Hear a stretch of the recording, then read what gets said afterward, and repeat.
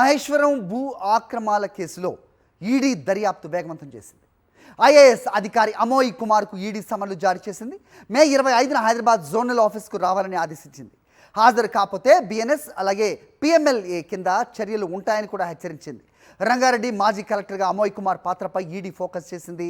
నిషేధిత జాబితాలోని భూముల బదిలీలపై ఈడీ అమోయ్ కుమార్ను ప్రశ్నించనుంది. ఇదే అంశంపై అప్డేట్స్ మా కరెస్పాండెంట్ శేఖర్ అడిగి తెలుసుకుందాం. శేఖర్, చెప్పండి. అమోయ్ కుమార్కు సమన్లు అందినట్టుగా తెలుస్తోంది. సో మహేశ్వరం భూముల అక్రమాల కేసులో ఈయన పాత్రపై విచారించినట్టుగా అప్డేట్ చూస్తున్నాం. ఏంటి మీద ఇన్పుట్స్?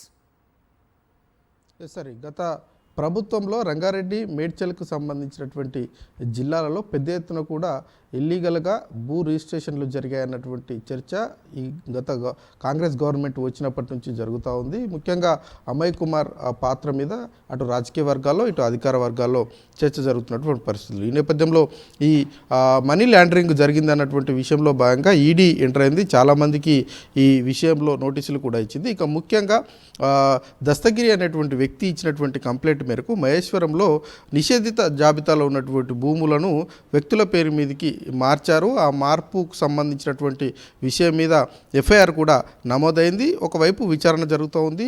గడిచినటువంటి 2-3 నెలల క్రితం ఇదే విషయం మీద హైదరాబాద్లో దాదాపు 15-20 చోట్ల సోదాలు కూడా ఈడీ నిర్వహించింది. అయితే ఎఫ్ఐఆర్లో అమోయ్ కుమార్ పేరు లేదు. కానీ జిల్లా కలెక్టర్గా ఆయన ఉన్నటువంటి నేపథ్యంలో ఆయనకు తెలిసి జరిగిందా తెలియకుండా జరిగిందా అన్నటువంటి విషయం మీద ఈరోజు నోటీసులు ఇచ్చినట్లుగా తెలుస్తూ ఉంది. 25వ తేదీన ఉదయం 10:30 గంటల ప్రాంతంలో జోనల్ ఆఫీస్కి రావాలని అటు నోటీసుల్లో పేర్కొన్నారు. ఇన్ కేసు రాకపోతే కనుక చర్యలు ఉంటాయన్నటువంటి విషయాన్ని కూడా ఆ నోటీసుల్లో వాళ్ళు తెలియజేశారు. ముఖ్యంగా నిషేధించిన జాబితాలో ఉన్నటువంటి భూములను ఏ రకంగా రిజిస్ట్రేషన్ చేస్తారు, రిజిస్ట్రేషన్ చేసినటువంటి అధికారుల పాత్ర ఏంటి, ఆ పాత్ర విషయంలో గతంలో ఏమైనా ఇన్వెస్టిగేషన్ చేశారా లేదన్నటువంటి విషయం మీద ఇప్పటికే 1-2 సార్లు అమోయ్ కుమార్కు నోటీసులు ఇవ్వడము, ఒకసారి ఈడీ ఆఫీస్కి వెళ్ళి విచారణ కూడా చేపట్టినటువంటి సందర్భాన్ని మనం చూసాం. మరి ఈసారి జరగబోయేటువంటి విచారణ తర్వాత ఈడీ ఎలాంటి చర్యలు చేపడుతుందన్నది చూడాల్సి ఉంటుంది. అమోయ్ కుమార్ మీద ఆరోపణలు అయితే ఉన్నాయి. నిషేధించిన జాబితాలో ఉన్నటువంటి భూములను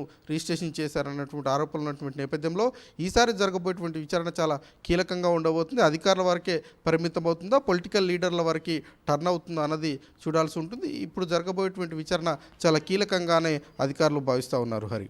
ఓకే శేఖర్.